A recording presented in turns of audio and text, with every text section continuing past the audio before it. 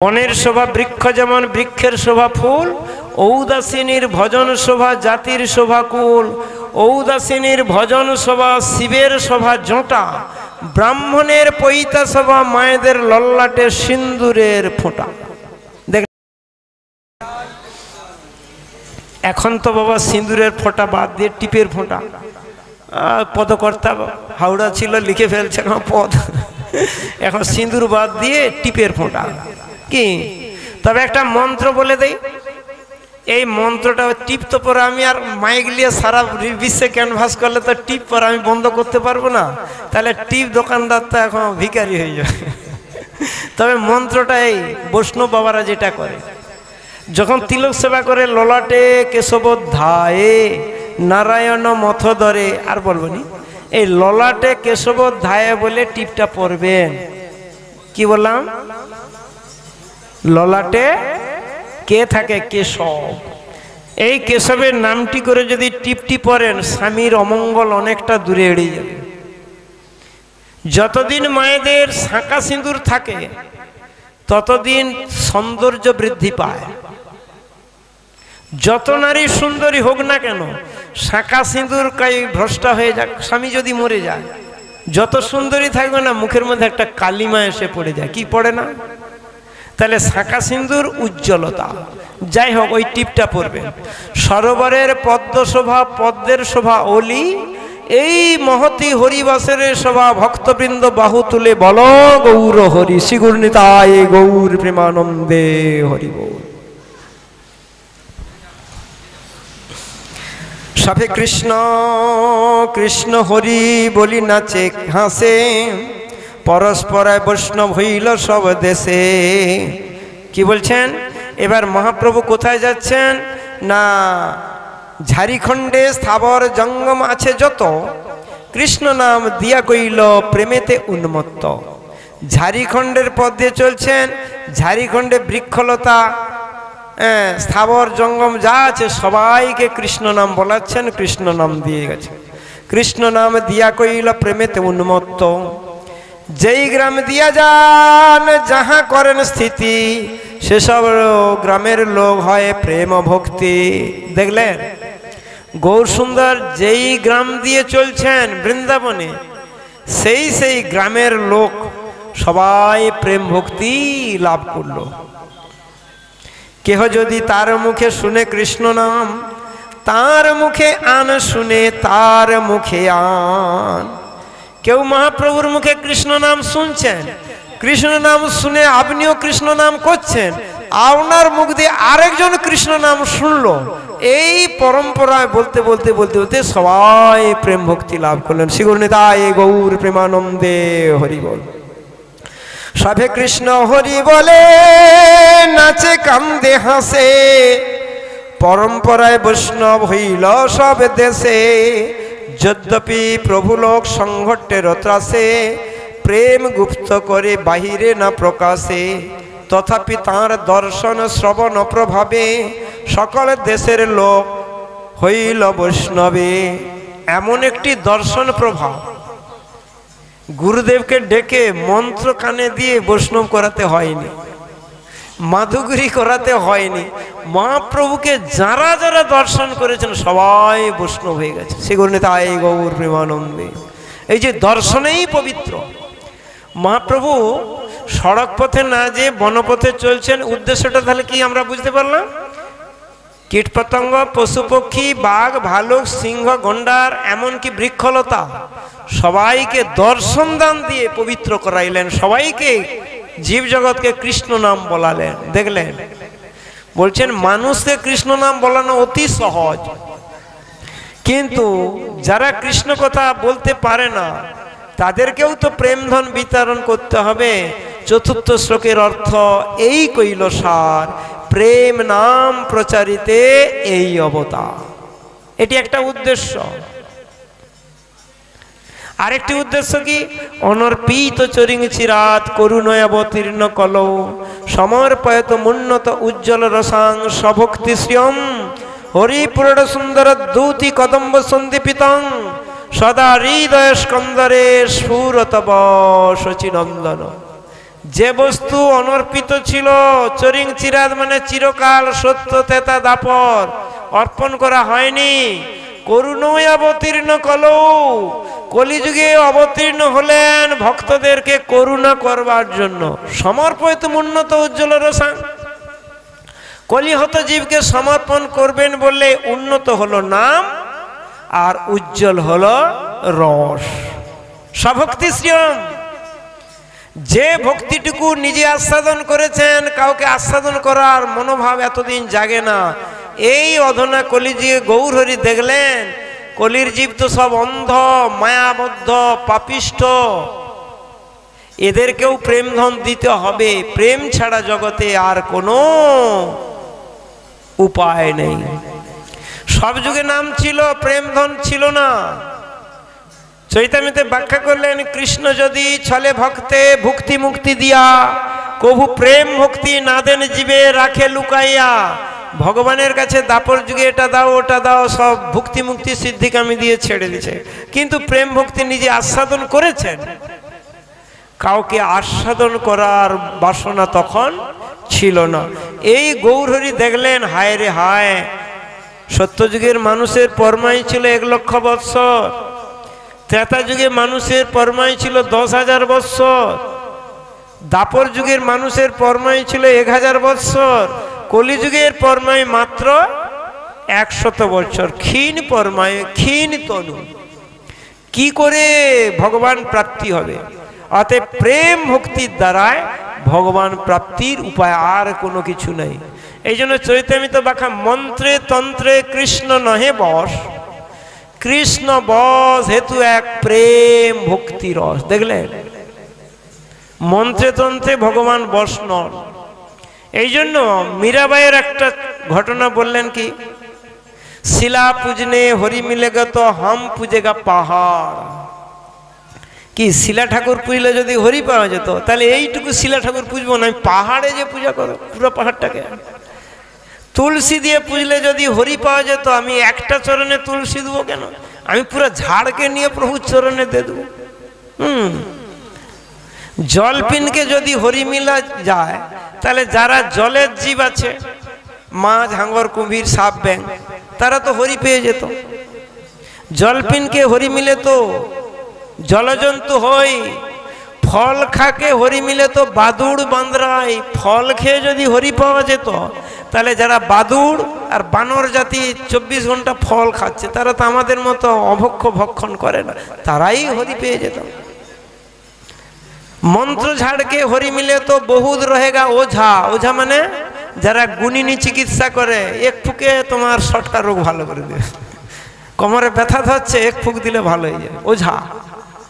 মন্ত্র ঝাড়কে হরি মিলেগা তো বহুত রহেগা ওঝা। বলে স্ত্রী ছাড়কে হরি মিলেগা তো বহুত রহেগা খোঁজা। বলে বউকে ছেড়ে দিয়ে গেলে হরি পাওয়া যাবে।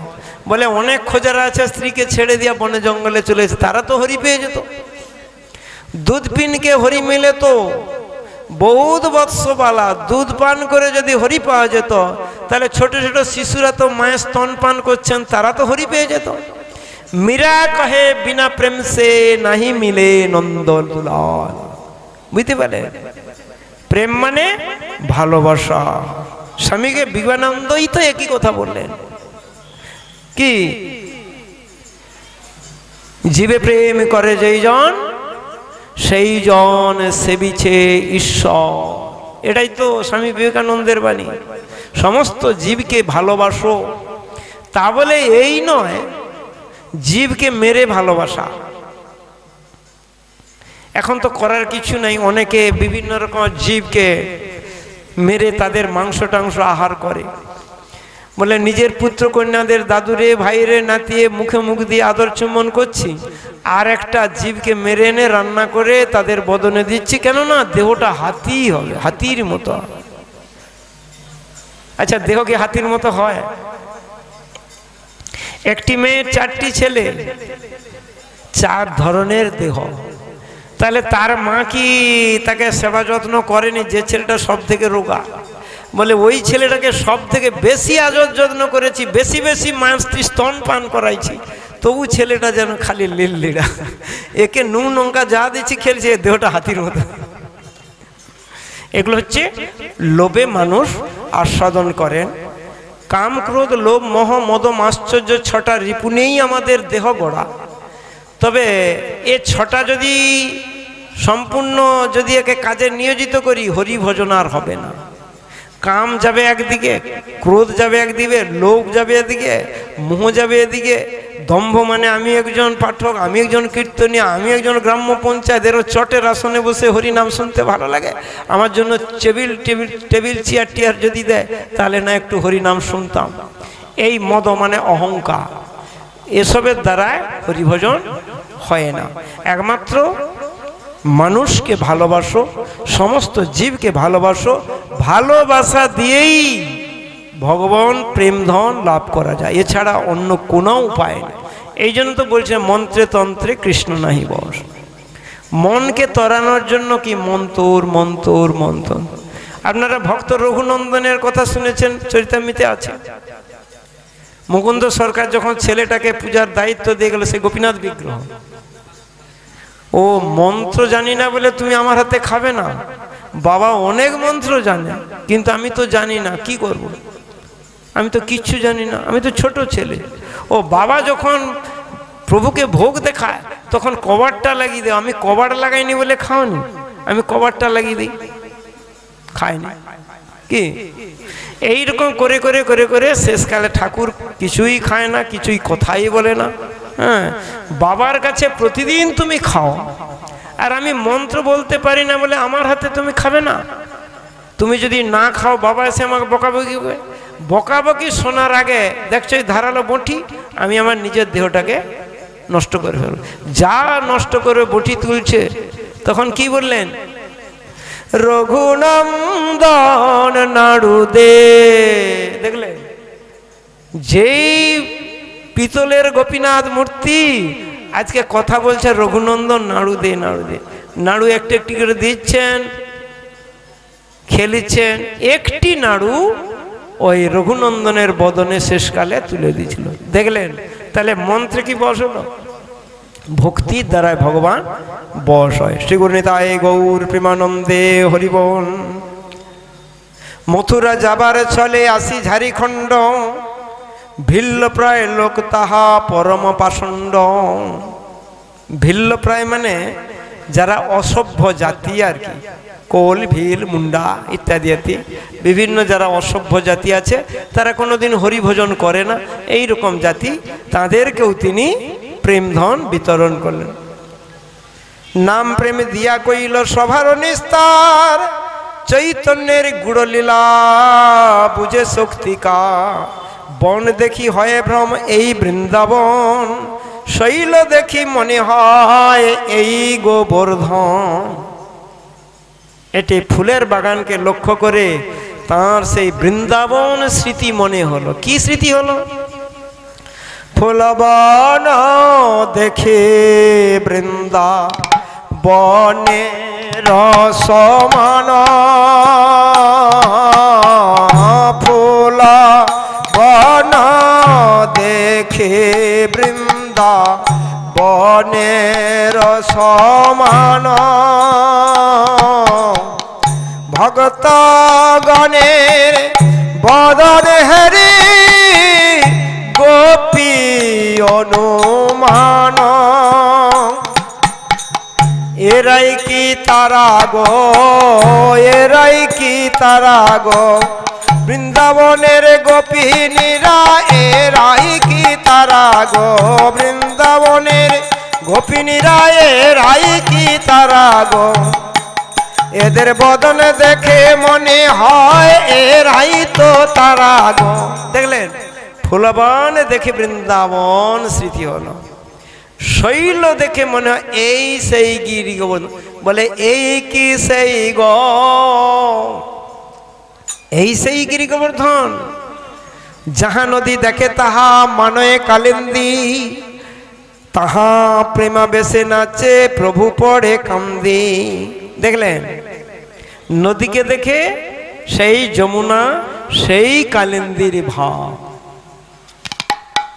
কি কালিন্দির ভাব? সুরধ্বনি গঙ্গাকে দেখে যেমন ভাব অন্তরে জেগেছিল গৌরহরির, এই সেই শ্রী যমুনা। বলে এই কি সেই গো, এই কি সেই গো, ভাগ্যবতী শ্রী যমুনা, এই কি সেই গো, ভাগ্যবতী শ্রী যমুনা, এই কি সেই গো, ভাগ্যবতী এই কি সেই, যার তীরে নীরে বিহরিতাম, এই কি সেই গো, তীরে নীরে বিহরিতাম, এই কি সেই গো। দেখলেন, নদীকে দেখে বলছেন এই সেই ভাগ্যবতী শ্রী যমুনা, যার তীরে নীরে আমি বিহার করতাম। ফুল বাগানকে দেখে বলে এই সেই বৃন্দাবন, ভক্তদেরকে দেখে বলে এরাই গোপী। কি তাহলে গোপী কারা? পদকর্তা ব্যাখ্যা দিলেন গোপী কারা? বলে গোপী তো মোরা, গোপী তো মোরা, গোপী তো মোরা, গোপী তো মোরা, গোপী তো মোরা, গোপী তো মোরা, গোপী তো মোরা, গোপী তো মোরা। বলে গোপী তো মোরা, আবার বলে কি মোরা, কিরকম মোরা? যারা প্রাণ থাকিতে হয় গো মোরা, গোপী তো মোরা, গোপী তো মোরা। কি যখন বৃন্দাবনে ভগবান বংশীবাদন করেছিলেন নিসম্ব গীত, নিসম্ব গীত শঙ্খধ্বনির দ্বারায় যখন গান করেছিলেন বাঁশির সুরে, ব্রজগোপীরা ঘরে থাকতে পারলেন না। বিভিন্ন গোপী বিভিন্ন কর্মে রত ছিল, সব ছেড়ে দিয়ে চলে গেল। কে কিরকম অবস্থায় ছিল? কোন গোপী স্বামীর কোলে শুয়েছিল, ও আস্তে আস্তে আস্তে করে উঠে চলে গেল। কোনজন দুধ গরম করতে ছিল উনুনে, ওই দুধের কড়া উনুনেই পড়ে রইল, চলে গেল ভগবান দর্শনে। কোন মায়েরা সন্তানকে কোলে নিয়ে স্তন্যপান করাতে ছিল, ওই ছেলেটাকে মাটিতে ফেলে রেখেই চলে গেল। আর একজনকার স্বামী যেই চুপি চুপি চুপি চুপি পা পা করে যাচ্ছেন, বলে আস্তে আস্তে চলে যাও, জানতে পারবে না স্বামী। ও মা, স্বামী জানতে পেরে গেল, খপ করে হাত ধরে, যেই হাত ধরেছে, নিষ্ঠুর পাপিয়সী, কোথায় যাবে এই নিবিড় অরণ্যে, এই রাত্রিতে কোথায় যাবে? যাওয়া হবে না। শোনো গো, ওই বংশীধ্বনি করে ভগবান ডাকছে, আমাকে এক্ষুনি যেতে হবে, ছেড়ে দাও, ছেড়ে দাও স্বামী, ছেড়ে দাও। বলে ছেড়ে দেব? নিষ্ঠুর পাপিয়সী কলঙ্কিনী, স্বামী সেবা বাদ দিয়ে সেই উপপতির ভজন করা। এই আমি জব্দ করে ধরলাম, দেখি কেমন করে যাও। দেহ পড়ে রইল, সূক্ষ্ম দেহে গোপী চলে গেলেন। এই জন্য পদকর্তা ব্যাখ্যা দিলেন কি, সকল গোপীর আগে গিয়ে পাইল সেই রামা, গোবিন্দ দাসে বলে প্রেমের কি দিব উপমা। দেখলেন, এই জন্য বলছেন গোপী তোমরা, গোপী তোমরা। প্রাণ থাকতে থাকতে হয়, প্রাণ আছে, ইচ্ছা মৃত্যু বরণ করলেন। এই হচ্ছে গোপীর ভাব। পথে যাইতে ভট্টাচার্য শাক মূল ফল, যাহা যেই পায়েন তাহা লয়েন সকম। যে গ্রামে রহেন প্রভু তথায় ব্রাহ্মণ, ৫-৭ জন আসি করেন নিমন্ত্রণ। যে গ্রামে মহাপ্রভু রইলেন, ৫-৭ জন এসে মহাপ্রভুর নিমন্ত্রণ, প্রভু আমার বাড়িতে মধ্যাহ্নে যখন এখানে হচ্ছেন, আজকে রাত্রিতে আমার বাড়িতে আপনাকে অবস্থান করতে হবে। আবার একজন এসে বলে, প্রভু কাল সকালে আমার বাড়িতে নিমন্ত্রণ রইল। সে এসে বলছে, আমার দুপুরে আমার বাড়িতে নিমন্ত্রণ। এই ৫-৬ জন এসে মহাপ্রভু শুধু নিমন্ত্রণ করে যাচ্ছেন। ভক্তের মহিমা, ভক্তকে অবহেলা করতে পারে না, এইভাবে মহোৎসব চলছে। দেখছেন, কেহ অন্ন আনি দেয় ভট্টাচার্য স্থানে, কেহ দুগ্ধ দধি, কেহ ঘৃত খণ্ড আনে। মহাপ্রভু সেবার জন্য কেউ অন্ন, কেউ দুগ্ধ, কেউ দধি, কেউ ঘৃতখণ্ড আনছেন। আর সে বিপ্র যে আছে বলভদ্র ভট্টাচার্য, তার কাছে পৌঁছে দিচ্ছেন। তিনি এবার মহাপ্রভুর সেবায় নিযুক্ত করছেন। ভট্টাচার্য পাক করে বন্য ব্যঞ্জন, বন্য ব্যঞ্জনে প্রভুর আনন্দিত মন। শ্রীগুণিতাই গৌর প্রেমানন্দে হরিবন। মহাপ্রভু বন্য ব্যঞ্জনেই আনন্দিত। আমাদের ঘরে হলে ধুর কি রেঁদাম হচ্ছে, মুঠে মুখে ঢুকে কিন্তু রাস্তায় যেতে যেতে শাক ফলমূল যা হরণ করছে জোগাড় করছে তাকেই দিয়ে বলভদ্র ভট্টাচার্য রান্না করছেন, পাকশাক করছেন। মহাপ্রভু এই বন্য ব্যঞ্জনে খুব প্রীত। মহাপ্রভু বেশি কি প্রীত জানেন তো? কলা থোড়, কলা মোচা, এইটাই হচ্ছে মহাপ্রভুর সব থেকে প্রিয় বস্তু। শ্রীধর গোস্বামী তিনার ওই খোলা বেচা শ্রীধর গোস্বামী কলা থোড়, কলা মোচা, কলা ইত্যাদি এইসব বিক্রি করতেন। আর মহাপ্রভু দাঁড়িয়ে থাকতেন। দাঁড়িয়ে থাকলে মহাপ্রভুর মন জেনে শ্রীধর গোস্বামী কোনোদিন কলা মোচা, কোনোদিন কলা থোড় দিতেন। আবার কোনো দিন মহাপ্রভু কি করতেন জানেন তো? শ্রীধর গোস্বামী দেয়নি, ঝট করে থোড়টাকে তুলে নিতেন। তুলে নিয়ে কত দাম, এটা দামের বালাই বলে এত দাম, বলে পয়সা তো আজ নাই। দেখলে কলা থোড়টা তুলে নিলেন, দাম জিজ্ঞাসা করলেন, বলে পয়সা তো কাছে নেই। এবার মহাপ্রভুর রূপ দর্শন করে শ্রীধর গোস্বামী ঠিক আছে ঠিক আছে, আজকে পয়সা দিতে হবে না, ও একদিন বেশি করে নেব, বুঝতে পারলেন? একদিন বেশি করে দিয়ে দিবে বলে মহাপ্রভুকে ছেড়ে দিতে।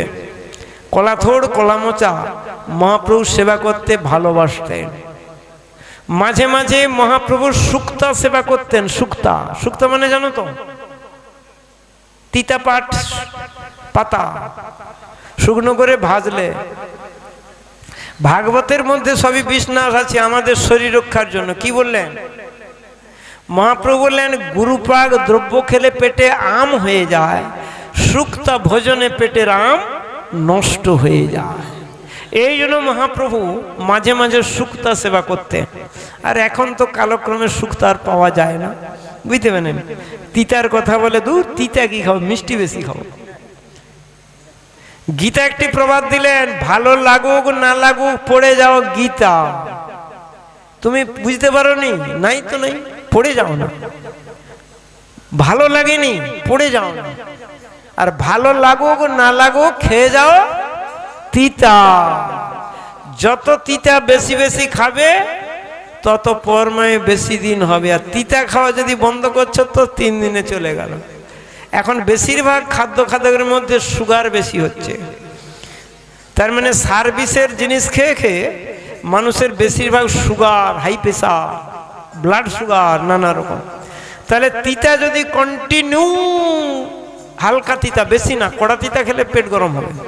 হালকা তিতা তরকারি যদি প্রতিদিন খান, কোনোদিন শরীর গরম হবে না, বেশ খেতেও ভালো লাগবে, শরীর ঠিক থাকবে, বুঝতে পারলেন? এইবার তো ঠাকুরের খেলা, কারোর সুগার ফল, তাকে মিষ্টি বেশি খেতে বলে। একজন পাঠক আছে প্রহ্লাদ দা বলে, মাঝে মাঝে মিজরি রেখেছে কাছে, মিজরি কড়কড় করে চিবাই দিয়েছে। বলে কি হলো দাদা? বলে মোর তো সুগার ফল, ডাক্তার বলছে তোমার মিষ্টি বেশি খেতে হবে। দেখলে কারো মিষ্টি খাবার নিষেধ, কাউকে বলছে তোমার সুগার ফল, মিষ্টি নাই যদি খাও না রাস্তায় টুলে পড়ে যাবো। অতে লজেন্স আর ওই তাল মিশ্রি রাখছে, মাঝে মাঝে কড়কড় করেছে, পাঠ করতে করতে চিবাই দিচ্ছে মাঝে মাঝে। দেখলে শরীরের ধাত অনুযায়ী। রাধে রাধে। তাহলে আমরা শাস্ত্র থেকে কি পেলাম? বুঝতে পারো না পারো, ভালো লাগুক না লাগুক, নিত্য নিষ্ঠা করে গীতার একটি শ্লোক হলেও আস্বাদন করবে। কি মনে থাকবে তোমার? মনে থাকবে? আচ্ছা, পড়তে নাই জানে গীতা গীতা বলতে পারেন? গীতা গীতা শব্দ করতে করতে প্রাণ বিয়োগ হলো, বৈকুণ্ঠ ধাম প্রাপ্ত হলো। এই জন্য ছেলে মেয়েদের নাম রাখা হয় হরি, কৃষ্ণ, রাম, গীতা। মেয়েদের নাম গীতা। ভগবানের নামে নাম অঙ্কিত। আপনারা তো ভাগবতে অজামিল চরিত্র উপাখ্যান শুনেছেন। ভগবান নারায়ণ কি বস্তু জানে না, কিন্তু ছেলের নাম রেখে দিয়েছিল নারায়ণ। অন্তিম সময় নারায়ণ নারায়ণ বলতে বলতে বিষ্ণু লোক এসে কৃপা করে চলে গেলেন। গীতা পড়তে পারেন না, ঠিক আছে, গীতার নাম স্মরণ করবেন। এমনি তো কৃষ্ণ নাম করতে পারেন, হরে কৃষ্ণ কৃষ্ণ কৃষ্ণ হরে হরে, হরে রাম রাম রাম হরে, এটা তো বলতে পারেন। এটাও বলবেন। এই জন্য পদকর্তা একটি গানের দ্বারা বললেন, বলবো না, বলবো না, জপে যাও নামের মালা, জপে যাও নামের মালা সর্বদাই অন্তরে, হরে কৃষ্ণ হরে কৃষ্ণ কৃষ্ণ কৃষ্ণ হরে হরে, হরে রাম হরে রাম রাম রাম হরে হরে। জপে যাও নামের মালা, আমার সঙ্গে, জপে যাও নামের মালা সর্বদাই অন্তরে, হরে কৃষ্ণ হরে কৃষ্ণ কৃষ্ণ কৃষ্ণ হরে হরে, হরে রাম হরে রাম রাম রাম হরে হরে। এই নাম যে বা ভজে মন রসনায়, এই নাম যে বা ভজে মন রসনায়, কামনা বাসনা সব দূরে সরে যায়, কামনা বাসনা সব দূরে সরে যায়, নামের গুণে অন্ধজনে সবই দেখতে পায়, নামের গুণে অন্ধজনে সবই দেখতে পায়, নামের গুণে পঙ্গু জনে, নামের গুণে, নামের গুণে পঙ্গু জনে গিরি লঙ্ঘন করে, হরে কৃষ্ণ হরে কৃষ্ণ কৃষ্ণ কৃষ্ণ হরে হরে, হরে রাম হরে রাম রাম রাম হরে হরে। জপে যাও নামের মালা, জপে যাও নামের মালা সর্বদাই অন্তরে, হরে কৃষ্ণ হরে কৃষ্ণ কৃষ্ণ কৃষ্ণ হরে হরে, হরে রাম হরে রাম রাম রাম হরে হরে, হরে কৃষ্ণ কৃষ্ণ কৃষ্ণ হরে হরে, হরে রাম রাম রাম হরে হরে। শ্রী গুরু নিতাই গৌর প্রেমানন্দে হরি হরি বল। এই নাম তো সবাই করতে পারবেন, এটা তো সহজ পন্থা। এই জন্য চৈতন্য বাণী কি বললেন, হাতে করো কাম মুখে বলো নাম, দেখিয়া যেন ভুলো না। চোখের সামনে নানা রকম বাড়াবাড়ি সাজানো আছে, তার মানে এ বাড়াবাড়ি নয়, মানে সংসারের বাড়াবাড়ি, বুঝতে পারলেন? সংসারের নানা রকম বাড়াবাড়ি চোখে ভাসছে, এই জন্য দেখিয়া যেন ভুলো না। তজরে কুসঙ্গ করো সাধু সঙ্গ, ঘুচে যাবে মনের বেদনা। শ্রী গুরু নিতাই গৌর প্রেমানন্দে। সংসারে ঝিলিমিলি রঙ্গ সেবা, রঙ্গ সভা দেখে নামকে ভুলে যেও না। আচ্ছা, মহাপ্রভুর মতো এত দয়াল কি হবে বলুন তো? সহজ পন্থা নয়। অন্যান্য যুগে যোগী ঋষি যুগ যুগ সাধনা করছেন, সাধনা করেও পায়নি। ত্রেতা যুগে মানুষরা যজ্ঞ করছেন, কত কলসি কলসি ঘিকে যজ্ঞে আহুতি দান করে, তাও ভগবানের কৃপা কেউ পাচ্ছে কেউ পায়নি। কিন্তু এই অধনা কলি যুগে ওই যোগী ঋষির মতো বনে জঙ্গলে যেতে হবে না, ঘরে বসেই ভজন করা হয়। আত্মীয় স্বজনকে সবাইকে নিয়েই, স্ত্রীপুত্র পরিবারকে নিয়েই প্রতিদিন তুলসী প্রদক্ষিণ করুন। মাসে দুটো ব্রত যে আছে, একাদশী ব্রত, অন্য ব্রত পারেন নাই পারেন আলাদা, দুটি ব্রত আপাতত পালন করবেন। সেই ব্রত দুটি হচ্ছে একাদশী ব্রত। এই দুটি ব্রত প্রতিদিন বৃন্দা প্রদক্ষিণ আর মুখে হরিনাম করুন। এটা সহজ পন্থা, লেখাপড়া জানতে হবে না। যারা লেখাপড়া একটু জানে না, তাকে বললাম যে গীতা পাঠ করো। মাগো তুমি তো লেখাপড়া জানো না, তার জন্য তুমি নাম করবে, তুলসী সেবা করবে। কি তুলসী সেবার মাধ্যম দিয়ে ভগবান প্রাপ্তির উপায় করা আছে। এই জন্য আমাদের সনাতন ধর্মের যে ঠাকুর আমার বৃন্দা দেবী, কিছু মূর্তি থাকুক না থাকুক, বৃন্দা দেবী ঘর ঘর আছে। থাকে না? কিন্তু খ্রিস্টান ধর্ম এসে উল্টি দিচ্ছে, বলে তুলসী মঞ্চ রাখা যাবে না, যদি থাকে হয় ভেঙে ফেলতো, আর না হয় কাপড় চাপা দিয়া বেঁধে রেখে দাও। আবার কি বলেন, আদিগুরু বন্দমাতা পিতার চরণ যাহা হইতে দেখিলাম এমর্ত ভুবন, বলে পিতা মাতাকে প্রণাম করতে হবে। সন্ধ্যের সময় মায়েদের সন্ধ্যা বাতি জেলে সন্ধ্যা দিতেও হবে। কি দেখবে না, ঘর ঘর টিভি আছে, টিভি সিরিয়াল দেখবো। টিভি সিরিয়াল দেখলে কি হবে না, নরকে যাব। এই তো পথ করে দিচ্ছেন, সহজ পথ। যত আরাম করবেন তত ব্যারাম এসে ঢুকে যাবে। আচ্ছা চিন্তা করুন, বাহ্য কথা তবু আমি বলি, বকার লোককে বসিয়েছেন তো, এই তো বকতে, মানে বকার মতো বকবো। মুড়ি ভাজা বন্ধ, ধান সিদ্ধ বন্ধ, ঝিল হয়ে গেছে, ধান তো চাষ বন্ধ, মুড়ি ভাজা বন্ধ, গরু চাষ বন্ধ, রান্না করার জন্য জার্নি গুড়াইতে হবে নি, গ্যাস এসে হাজির। তা আবার প্রেসার কুকারে বসিয়ে দিয়ে টিভি দেখলে হবে, সিটি মারলেই রান্না হয়ে যাবে। তাহলে এত সহজ পন্থা করে দিচ্ছে, তবুও মানুষ হরিভজন করে। বলে সময় কাজ, সকাল থেকে রাত্রি 10টা 11টা পর্যন্ত গাধার মতো খাটতে চলে যায়, করবো কখন? বাবা, এত সংসারে এত সহজ পন্থা দিয়েও তবু হরিভজন করলে না। এই হচ্ছে কলির জীব।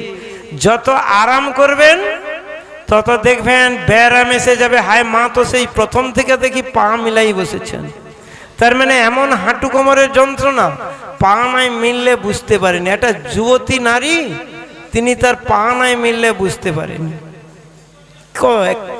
এত সব খাদ্য খাদক বাড়িয়েছেন, তবু কি হাঁটু কোমরের যন্ত্রণা? কৃষ্ণ ভজনে বৈষ্ণব চরণামৃতে অনেকগুলি রোগ ভালো হয় গো মা। বৈষ্ণব চরণামৃতে অনেকগুলি রোগ ভালো হয়। অকাল মৃত্যু হরণং, সর্বব্যাধি বিনাশনং, বিষ্ণু পাদোদক পিত্তা মম শিরসি ধারয়ম। অকাল মৃত্যু হরণ হয়ে যায় বৈষ্ণব পাদোদক পান করলে। সর্বব্যাধি বিনাশ হয়।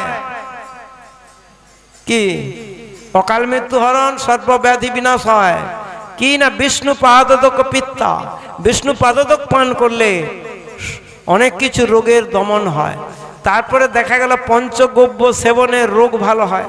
এখন তো গরু চাষ যদি বন্ধ, পঞ্চগব্যও একদিন উঠে যাবে, পঞ্চামৃত হবে না, চিড়া আরাধনাও বন্ধ হয়ে যাবে।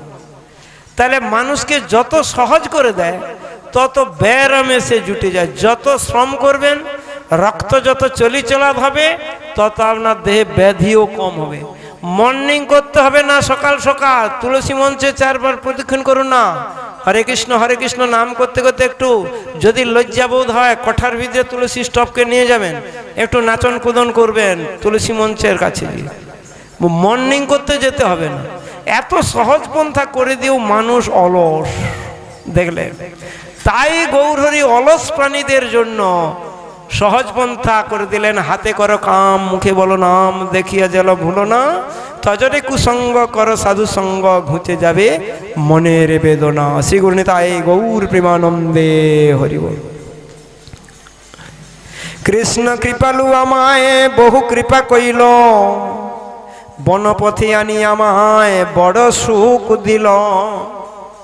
গৌরহরি বলছেন কৃষ্ণ পরম কৃপালু, পরম দয়ালু। এই বনপথ দিয়ে যেতে যে এত আনন্দ হয় আমার জানা ছিল না। দেখলেন, আমরা তো গাড়ি ঘোড়ায় বৃন্দাবন যাত্রা করি, কিন্তু মহাপ্রভু বনপথ দিয়ে চলছেন। বলছে কৃষ্ণ এমন দয়ালু, বনপথ দিয়ে যেতে যে এত আনন্দ পেলাম, এরকম আনন্দ আমি অন্য কোথাও পাইনি। পূর্বে বৃন্দাবন যাইতে করিলাম বিচার, মাতা গঙ্গা ভক্তগণ দেখিব একবার। ভক্তগণ সঙ্গে অবশ্য করিব মিলন, ভক্তগণ সঙ্গে লইয়া যাব বৃন্দাবন। এবার একাকি যাচ্ছেন, আবার চিন্তা করছেন, আবার যখন পুনরায় একদিন বৃন্দাবন আসবো, আমি ভক্তগণকে নিয়েই বৃন্দাবন আসবো। দেখলেন,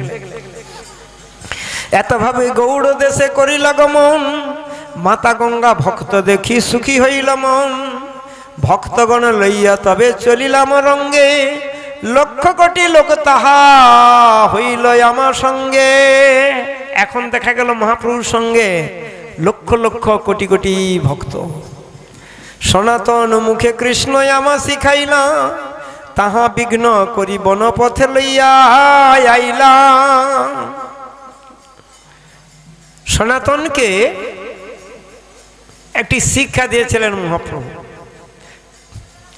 জগদানন্দকেও মহাপ্রভু একটি শিক্ষা দিয়েছিলেন।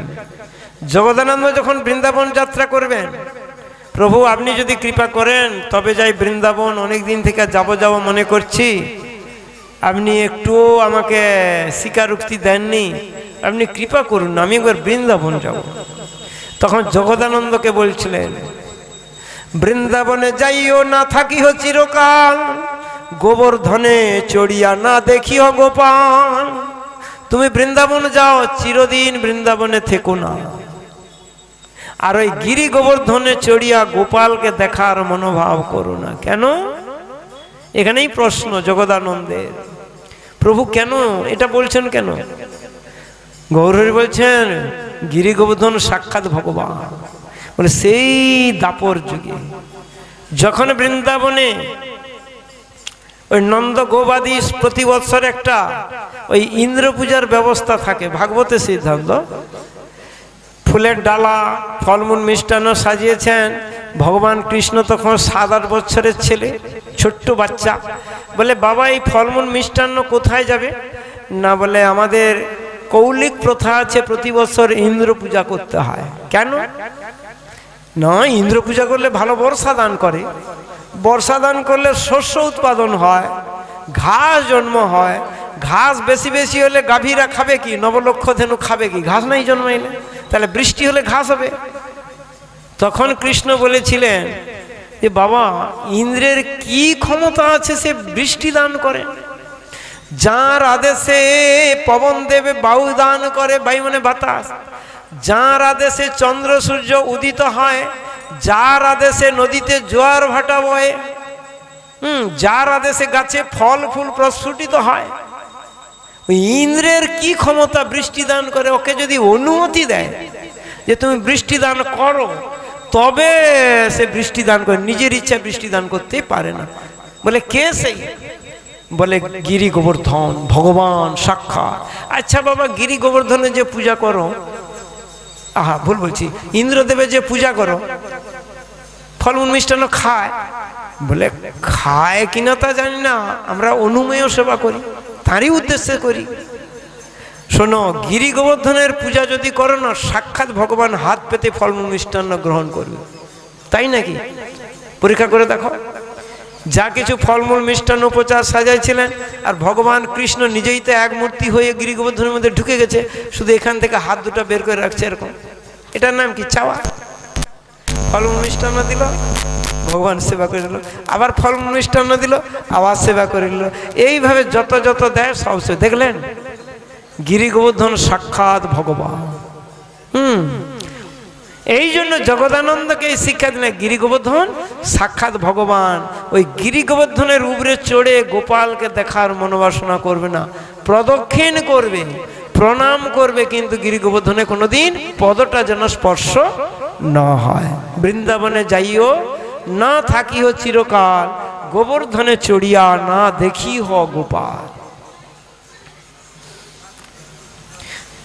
সনাতন মুখে কৃষ্ণ আমা শিখাইলা, তাহা বিঘ্ন করি বনপথে লইয়া আইলা। কৃপার সমুদ্র ভক্তিহীনে দয়াময়, কৃপা কৃষ্ণ কৃপা বিনে কোনো সুখ নাহি হয়। এখানটা কি সুন্দর ব্যাখ্যা দিলেন। আমরা সুখ খুঁজিত, সুখের বাসনা সদাই মানুষের অন্তরে, অতএব সুখ লাগি বহু যত্ন করে।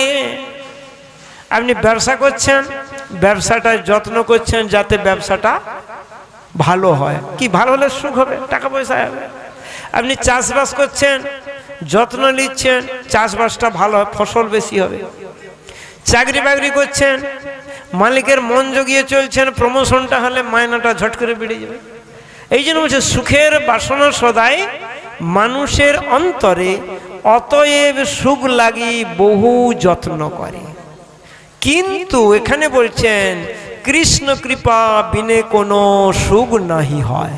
দেখলেন, যত আশা করি সুখ পাবো সুখ পাবো, ইচ্ছাময়ের ইচ্ছা ছাড়া সুখ পাওয়ার কারো অধিকার নেই। আসুন তাহলে আমরা কৃষ্ণ ভজনে ব্রতী হই আজ থেকে। নিত্য আমরা, আমাদের স্বরূপটা কি? আমাদের স্বরূপটা কি? জীবের স্বরূপ হয় নিত্য কৃষ্ণ দাস। নিত্য মানে প্রতিদিন। নিত্য কৃষ্ণ দাস জীব তাহা ভুলি গেলা, সেই দোষে মায়া পিশাচি তার গলেতে বাঁধিলা। কোন দোষে?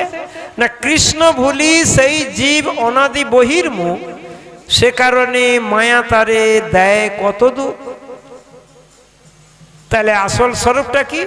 কেউ কালো, কেউ ফর্সা, কেউ অন্ধ, কেউ বাঁকা, কেউ টেরা কুজা, এটা কিন্তু জীবের স্বরূপ নয়। জীবের স্বরূপ হয় নিত্য কৃষ্ণ দাস। প্রতিদিন আমরা কৃষ্ণ ভজন করব বলে সুদুর্লভ মনুষ্য জন্ম লাভ করেছেন। কিন্তু মনুষ্য জন্ম লাভ করে যদি ভগবত ভজন নাই হলো, পরজন্মে ভগবান কি বলবেন?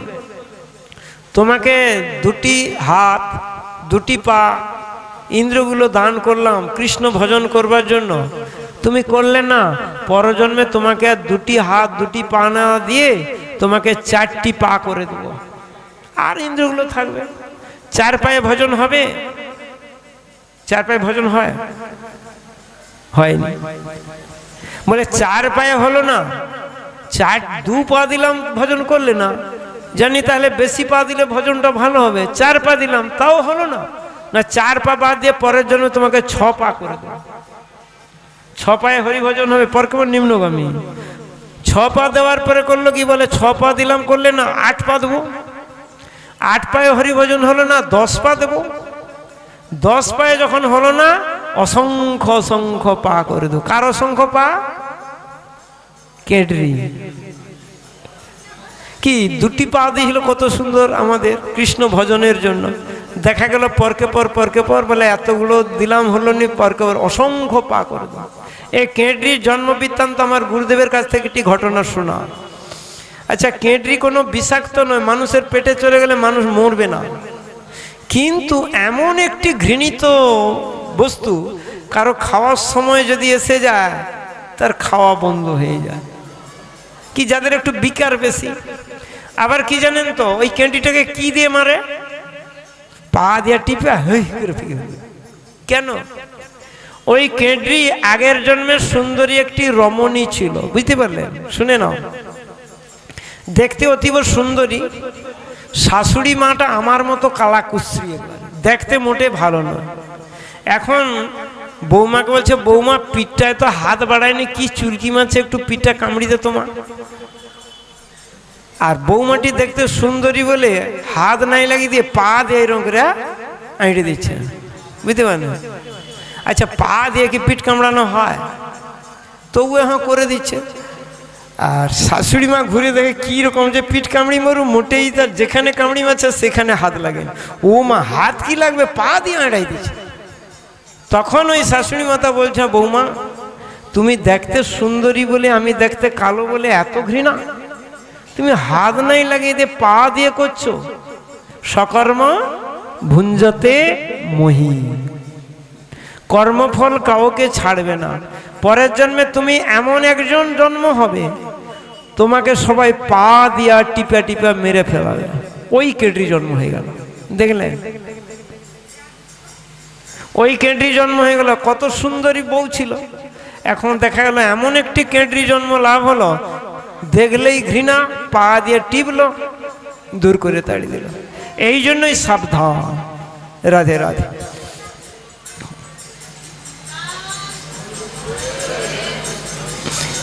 তেহ কহেন তুমি কৃষ্ণ, তুমি দয়াময়, অধম জি মুই মোরে হইলা সদায়। এবার এই লীলা দর্শন করে, সঙ্গে যে বলভদ্র ভট্টাচার্য ছিল, সত্যি তুমি কৃষ্ণ, বুঝতে পারেন? তেহ কহে তুমি কৃষ্ণ, তুমি দয়াময়, অধম জি মুই মোরে হইলা সদয়। গৌর হরিকে বলছেন, তুমি কৃষ্ণ, তুমি দয়াময়, তুমি কৃপা করে আমাকে বৃন্দাবনে নিয়ে যাচ্ছ। তোমার যে লীলা মাধুরী আমি দর্শন করলাম, সত্যি তুমি সামান্য মানুষ নয়, তুমি স্বতন্ত্র ঈশ্বর, তুমি ভগবান। তেহ কহেন তুমি কৃষ্ণ তুমি দয়াময়, অধম জীবী মুই মোরে হইলা সদয়ে। মুই ছাড় মোরে তুমি সঙ্গে লইয়া আইলা, কৃপা করি মোর হাতে ভিক্ষা যে করিলা।